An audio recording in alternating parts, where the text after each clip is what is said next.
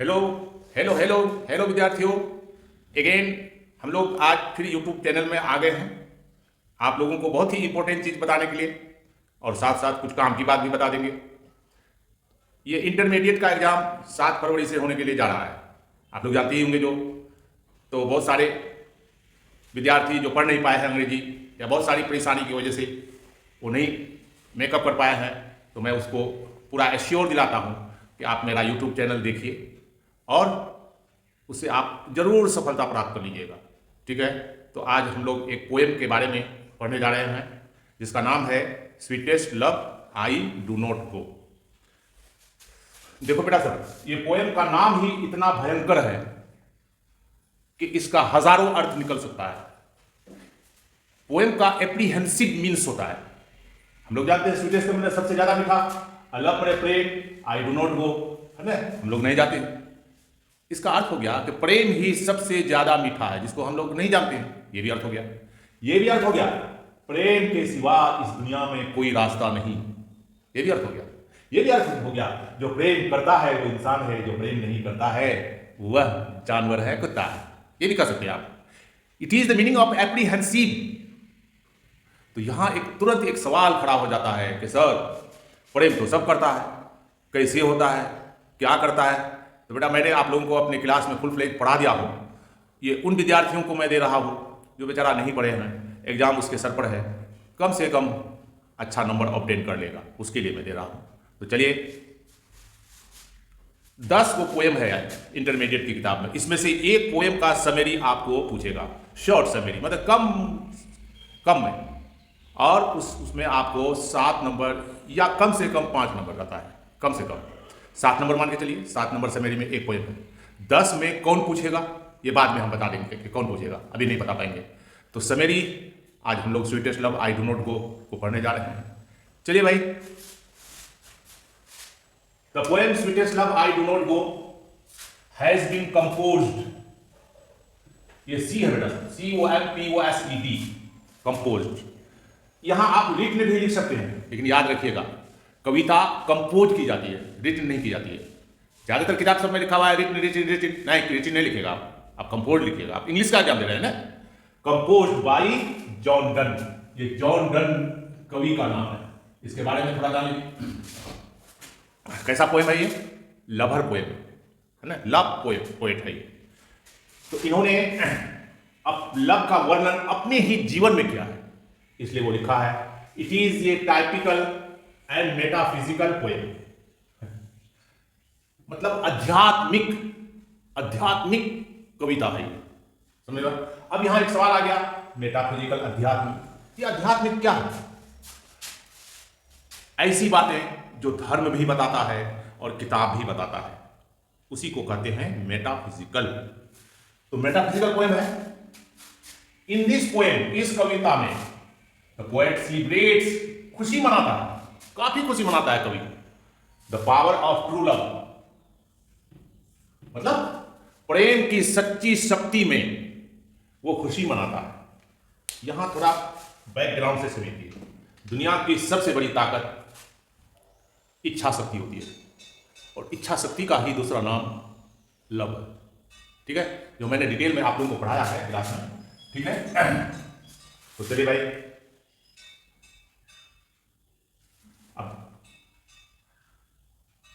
Power of true love.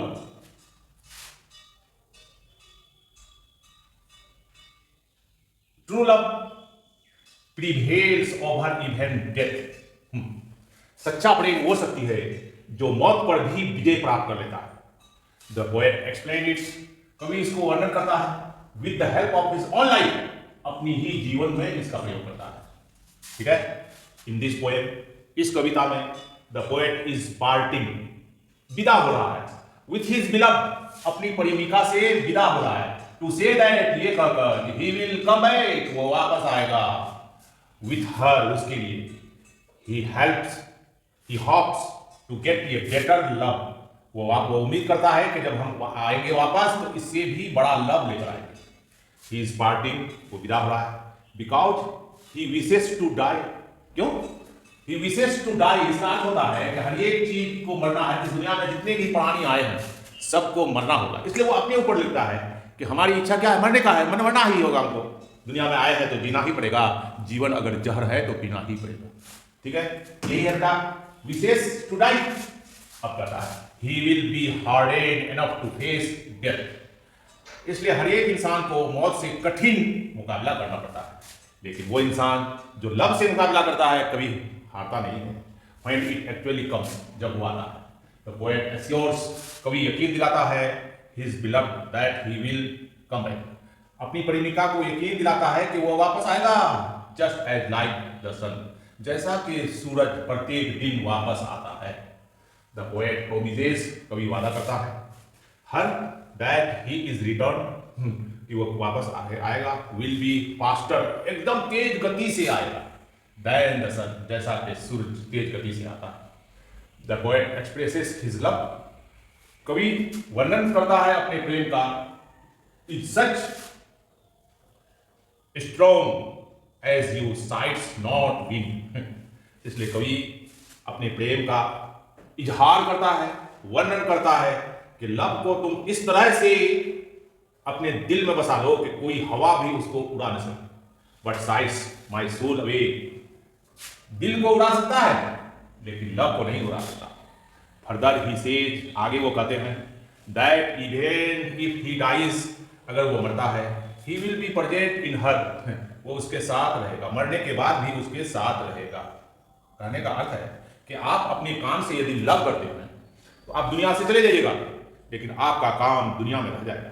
So there is no question of separation of death, इसलिए कोई प्रश्न खड़ा नहीं होता है मरने का। दस द पोएट प्रेजेंट्स, इस तरह कवि उपस्थित करता है एक कंक्रीट माने हो गया ठोस पावर ऑफ लव, प्रेम के पावर को बता रहा, वही सबसे ठोस पावर है। इट मेक्स ए मैन, यही लव इंसान को बनाता है, क्या बनाता है, परफेक्ट, पूर्ण बनाता है। Finally he concludes that love is immortal, अंत में वो यही कहता है कि मरणशील नहीं है, अमरणशील है, लव अमरणशील है। ठीक है, अब इसका मोस्ट इंपोर्टेंट ऑब्जेक्टिव क्वेश्चन भी आप लोगों को दे देते हैं। चलिए, ओके। हाँ, तो विद्यार्थियों, मैंने इससे पहले आपको sweetest love I do not गो का समरी पढ़ा भी दिया और लिखा भी दिया। फिर ऑब्जेक्टिव इंपॉर्टेंट चीजें इस बार नहीं, लगभग 100 ऑब्जेक्टिव क्वेश्चन आपको पूछा जाएगा, जिसमें 50 का आंसर देना है, 50 ग्रामर से और 50 इंग्लिश बुक से, तो पोएम से भी पूछा जाएगा। तो मोस्ट इंपॉर्टेंट ऑब्जेक्टिव क्वेश्चन जो है ये मैं आपको लिखा रहा हूं और समझा भी रहा हूं, आप समझ भी जाइए। चलिए भाई, तो पहला क्वेश्चन है sweetest love I do not go is written by, किसने लिखा है, क्या देखिए भाई, John Donne, Kamala Das, B.H. Lawrence, Walt Whitman. तो हम लोग जानते हैं, क्या जानते हैं कि जॉन डन ने लिखा है, कमला दास ने लिखा है क्या, my grand mother house, B.H. Lawrence ने लिखा है स्नेक, वाल्ट व्हाइटमैन ने लिखा है सॉन्ग ऑफ माई सन। तो लिखा कौन है, जॉन डन। ऐसे भी आप लोगों को 5 नंबर का क्वेश्चन ऐसा भी पूछेगा, एक तरफ पोएम का नाम दे देगा, एक तरफ कविता दे देगा, कौन किसको लिखा मिला दीजिए, ऐसे भी आप याद रखिए।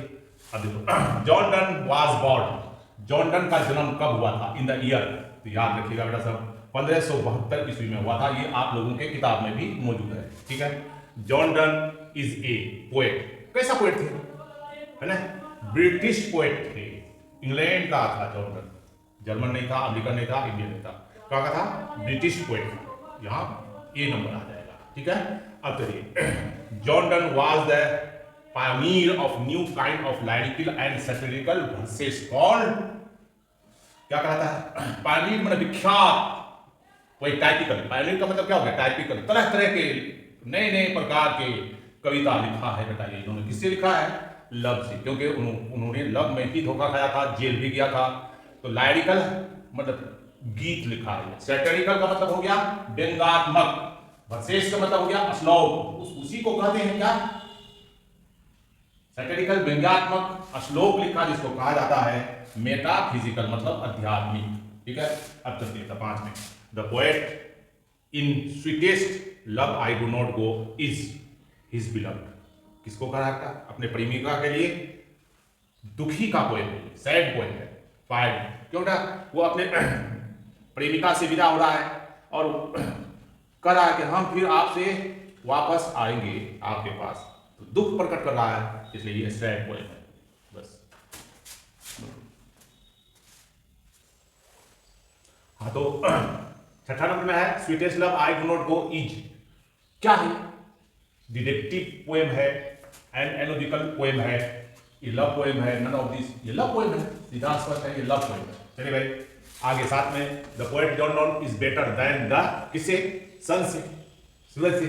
क्या कहा कि सूरज कभी अपना प्यार को नहीं रोकता है, हर दिन टाइम पर आता है, पंक्चुअल टाइम पर आता है, यही लव का पहचान है, लव कभी रुकता नहीं है। चलिए, John Donne is well known for his, किसके लिए? सॉन्ग एंड सोनेट्स, वही हो गया टाइपिकल गीत के लिए, श्लोक के लिए, व्यंगात्मक के लिए, सरमन्स, सिद्धांत के लिए, ऑल ऑफ दिस, सब गुण उसके अंदर है, ऑल ऑफ दी, सभी क्वालिटीज के अंदर। ठीक है। Sweetest love I do not go is a lyric, lyric का मतलब दिल बहलाने वाला गीत, फुसलाहट वाली गीत, लाइरिक है, इसलिए सी नंबर सही है। Sweetest love I do not go has been addressed to Donne's sister, mother, friend, wife, यहां क्वेश्चन गलत है, वाइफ नहीं होगा, बिलव्ड, बी लव्ड होगा, इसलिए डी नंबर सही है। ठीक है, वहां वाइफ बेटा रहेगा अगर एग्जाम में तो वाइफ को मार दीजिएगा, लेकिन वाइफ नहीं, वाइफ को थोड़ा किया है, वो अपनी प्रेमिका को बिलव्ड को किया। ठीक है, ओके। हाँ, तो 11 नंबर में देख लीजिए, in love poem Donne uses that the latest discoveries of, कहां से खोज किया है सब? लव का पोएम साइंस से, इसलिए साइंस होगा, कॉमर्स व्यापार थोड़े था, वो ह्यूमैनिटीज मानवता के लिए थोड़े, लिंग्विस्टिक ये सब कौन से साइंस से खोज किया है। ठीक है, चलिए, according to Donne man's power is very feeble, ये बेटा मैं पढ़ाने में आप लोगों को बताया हूं, फीबल का मतलब हुआ शक्ति जो बहुत कमजोर है, जितना कमजोर है उससे ज्यादा मजबूत है, उसी को कहा जाता है फीबल। वो है कौन? मनुष्य की इच्छा शक्ति बहुत फीबल होता है। चलिए भाई, अब तेरे में देखो, Donne had seen the sun setting, Donne ने सूरज को देखा था, क्या करते हुए? Today, tomorrow, a day before, ये नहीं, एस्टर्ड नाइट, कोई में दिया हुआ है, एस्टर्ड नाइट, बीतिकत रात को देखा। ठीक है, अब चलिए भाई, according to Donne is certain, कौन सी सर्टेन है? डेथ। कवि ने कहा है कि बहुत संभव है, एकदम डेथ सर्टेन है, इसलिए यहां सी नंबर आंसर होगा। Sweetest love I do not go may be compared, शायद की तुलना किया गया है विथ शेक्सपियर की कविता से। तो ये सारी कविता कौन है बेटा? ऑल द वर्ल्ड स्टेज, पूरा दुनिया एक रंगमंच है, जिसके लेखक कौन है? शेक्सपियर है।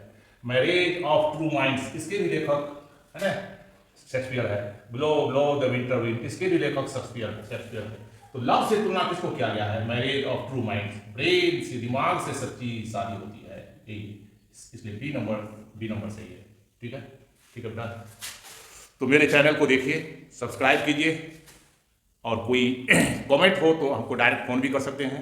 और एक ज़रूरी बात ये भी है कि अगले साल के लिए 24 के लिए मेरे यहाँ ऑनलाइन ऑफलाइन दोनों बैच चालू है।